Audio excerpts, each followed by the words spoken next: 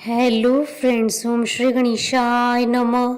जय माता दी। आप सभी का स्वागत है आपके अपने यूट्यूब चैनल पर। फ्रेंड्स, आज हम आपको इस वीडियो में बताने जा रहे हैं साल 2022 में करवा चौथ का व्रत 13 अक्टूबर को है या 14 अक्टूबर, क्योंकि करवा चौथ की तिथि को लेकर थोड़ा सा कंफ्यूजन हो रहा है। इसी कंफ्यूजन को दूर करने के लिए आप इस वीडियो को देखिए अंत तक। साथ ही हम आपको बताएंगे करवा चौथ का शुभ मुहूर्त, चंद्रोदय का समय, व्रत के नियम, पूजा विधि, पूजा सामग्री और व्रत कथा के बारे में। फ्रेंड्स, वीडियो शुरू करने से पहले आपसे रिक्वेस्ट है, अगर आप हमारे चैनल पर नए हैं और आपने अभी तक चैनल को सब्सक्राइब नहीं किया है तो प्लीज़ सब्सक्राइब कीजिएगा चैनल को, साथ ही प्रेस कीजिएगा बेल आइकन को, जिससे नए वीडियो से रिलेटेड नोटिफिकेशन आपको तुरंत प्राप्त हो सके। और वीडियो पसंद आने पर वीडियो को लाइक और शेयर ज़रूर कीजिएगा ताकि सभी भक्तों को इस वीडियो का लाभ प्राप्त हो सके। और कमेंट बॉक्स में ओम श्री गणेशाय नमः जरूर लिखिएगा। करवा चौथ का पर्व सुहागिनों के लिए अत्यंत महत्वपूर्ण होता है। इस दिन महिलाएं निर्जला व्रत करके रात्रि में चंद्रदेव के दर्शन के बाद ही व्रत को खोलती हैं। हर वर्ष कार्तिक महीने की कृष्ण पक्ष की चतुर्थी के दिन यह पर्व मनाया जाता है। इस बार करवा चौथ की डेट को लेकर थोड़ा सा कंफ्यूजन हो रहा है कि करवा चौथ का व्रत 13 अक्टूबर को करें या 14 अक्टूबर, क्योंकि चतुर्थी तिथि 12 अक्टूबर की रात्रि यानी 13 अक्टूबर की सुबह 1:59 से प्रारंभ हो रही है और उसका समापन अगले दिन 14 अक्टूबर 2022 को सुबह 3:08 पर हो रहा है। चूंकि करवा चौथ 13 अक्टूबर की उदय तिथि से शुरू हो रही है, इसलिए व्रत उसी दिन रखा जाएगा। फ्रेंड्स, अब आइए जानते हैं करवा चौथ के शुभ मुहूर्त के बारे में। हिंदू पंचांग के अनुसार इस बार करवा चौथ का व्रत 13 अक्टूबर 2022 गुरुवार के दिन है। कार्तिक कृष्ण चतुर्थी तिथि प्रारंभ होगी 12 अक्टूबर की रात्रि यानी 13 अक्टूबर की सुबह 1:59 पर और चतुर्थी तिथि का समापन होगा 14 अक्टूबर 2022 को सुबह 3:08 पर। उदय तिथि के आधार पर करवा चौथ का व्रत 13 अक्टूबर को रखा जाएगा। करवा चौथ की पूजा का मुहूर्त रहेगा 13 अक्टूबर 2022 को शाम 5:54 से शाम 7:09 पर। कुल अवधि 1 घंटा 15 मिनट है।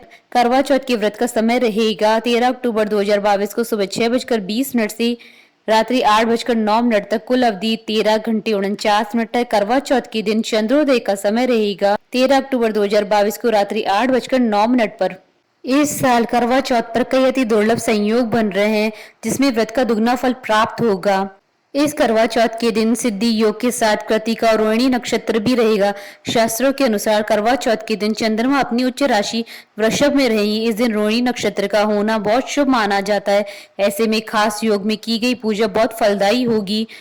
इस दिन सिद्धि योग का प्रारंभ 12 अक्टूबर 2022 दोपहर 2:21 पर होगा और जिसका समापन 13 अक्टूबर 2022 को दोपहर 1:55 पर होगा। रोहिणी नक्षत्र 13 अक्टूबर 2022 को शाम 6:41 से प्रारंभ होकर 14 अक्टूबर 2022 को रात्रि 8:47 तक रहेगा और कृतिका नक्षत्र का प्रारंभ 12 अक्टूबर 2022 को शाम 5:10 से 13 अक्टूबर 2022 को शाम 6:41 तक रहेगा।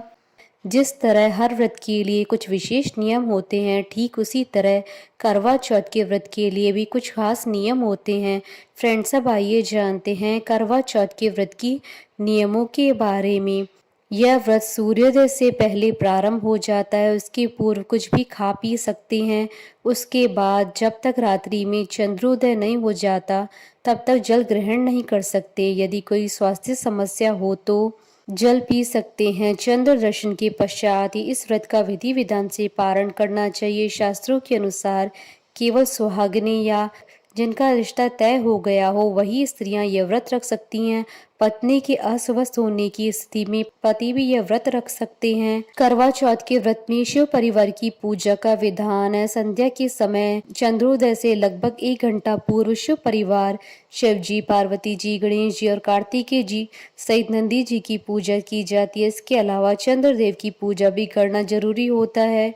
पूजन के समय देव प्रतिमा का मुख पश्चिम दिशा की ओर होना चाहिए तथा महिला को पूर्व दिशा की ओर मुख करके बैठना चाहिए। इस व्रत के दौरान महिलाओं को लाल या पीले वस्त्र ही पहनने चाहिए। इस दिन पूर्ण श्रृंगार करने चाहिए। व्रत वाले दिन कथा सुनना बेहद जरूरी माना जाता है। ऐसी मान्यता है कि करवा चौथ की कथा सुनने से विवाहित महिलाओं का सुहाग बना रहता है, उनके घर में सुख शांति समृद्धि आती है और संतान सुख मिलता है। करवा चौथ की कथा सुनते समय साबुत अनाज और मीठा साथ में अवश्य रखें। इस दिन कहानी सुनने के बाद बहुओं को अपनी सास को बायना अवश्य देना चाहिए। चंद्रमा का उदय होने के बाद सबसे पहले महिलाएं छलनी में से चंद्रमा को देखती हैं, फिर अपने पति को। इसके बाद पति अपनी पत्नियों को लोटे से जल पिलाकर उनका व्रत पूरा करते हैं। कुंवारी महिलाएं चंद्र की जगह तारों को देखती हैं।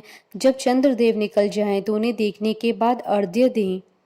फ्रेंड्स, अब आइए जानते हैं करवा चौथ की पूजन विधि और पूजन सामग्री के बारे में। करवा चौथ की व्रत की 1-2 दिन पहले ही सारी पूजन सामग्री को इकट्ठा करके घर के मंदिर में रख दे। पूजन सामग्री में मिट्टी का टोंटेदार करवा व ढक्कन, पानी का लोटा, गंगा जल, दीपक, रुई, अगरबत्ती, चंदन, कुमकुम, रोली, अक्षत फूल, कच्चा दूध, दही, देसी घी, शहद, चीनी, हल्दी, चावल, मिठाई, चीनी का बूरा, मेहंदी, महावर, सिंदूर, कंघी, बिंदी, चुनरी, चूड़ी, बिछुआ, गौरी बनाने के लिए पीली मिट्टी, लकड़ी का आसन, छलनी, 8 पूरियों की अठवारी, हलवा और दक्षिणा के पैसे।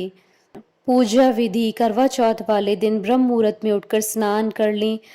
उसके पश्चात मम सुख सौभाग्यम पुत्र पौत्रादि सुस्थिर श्री प्रातप्ये करक चतुर्थी व्रत मम करिष्ये, इस मंत्र का उच्चारण करते हुए व्रत का संकल्प लें। सूर्योदय से पहले सरगी ग्रहण करें, फिर दिन भर निर्जला व्रत रखें। दीवार पर गेरू से फलक बनाएं और भीगे हुए चावलों को पीसकर घोल तैयार कर ले। इस घोल से फलक पर करवा का चित्र बनाएं। आप चाहें तो बाजार से भी चित्र ला सकते हैं। इन्हें वर कहा जाता है। चित्रित करने की कला को करवा धरना कहा जाता है। 8 पूरियों की अठवारी बनाएं, मीठे में हलवा या खीर बनाएं और पकवान भी तैयार करें।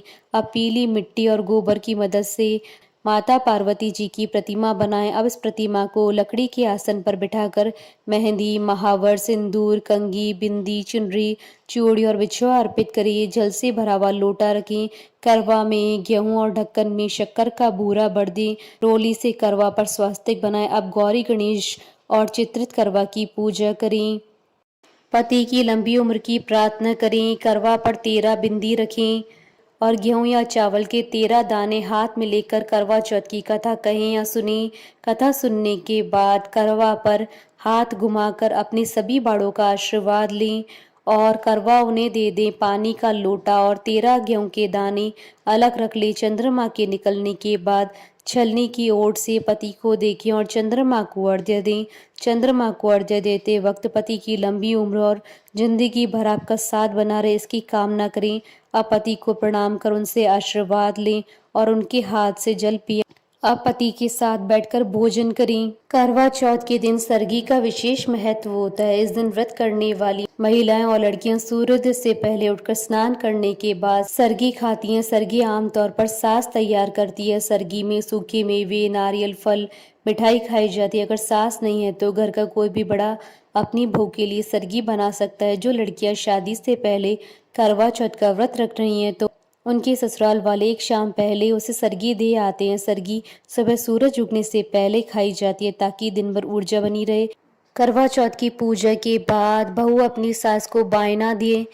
इस बायने में 16 श्रृंगार का सामान होना चाहिए। इसमें सुहाग का सामान भी दान किया जा सकता है। इसके अलावा उत्तरी भारत में महिलाएं कपड़े और सुहाग का सामान अपनी सास या जेठानी को देती हैं।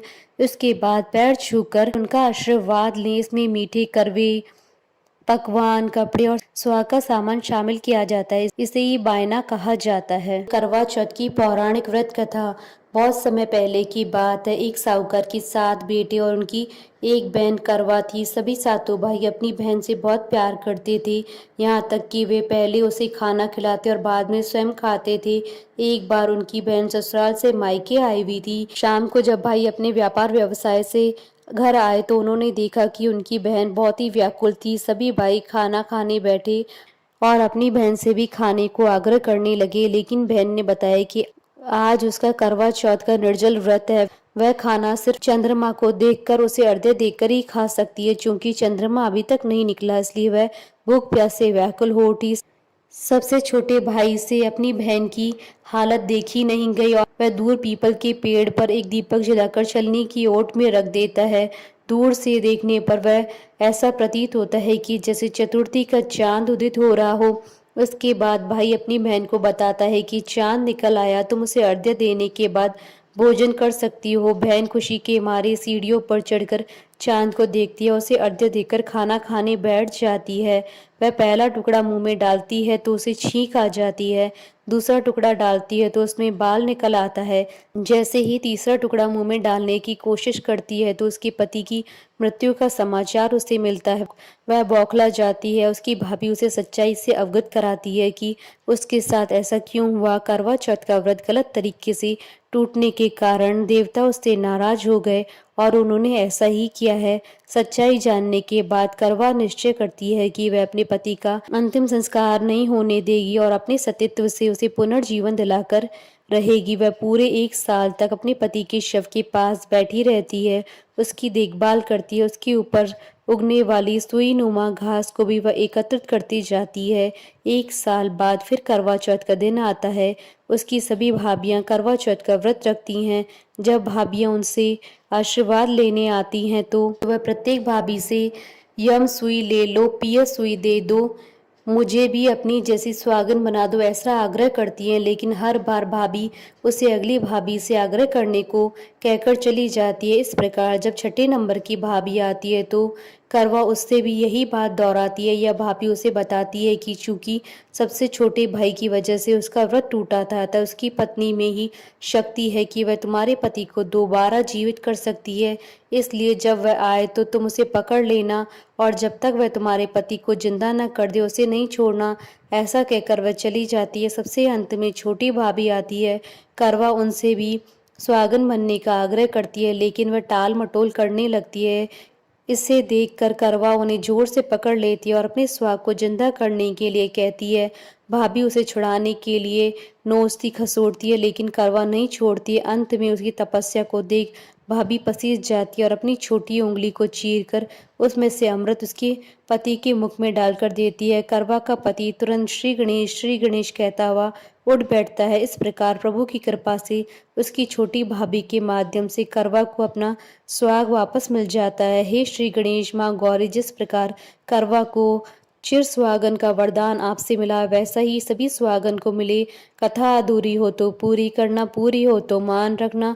बोले श्री गणेश जी महाराज की जय, चौथ माता की जय। हमारे साथ इस वीडियो में अंत तक बने रहने के लिए आपका धन्यवाद। ओम श्री गणेशाय नमः।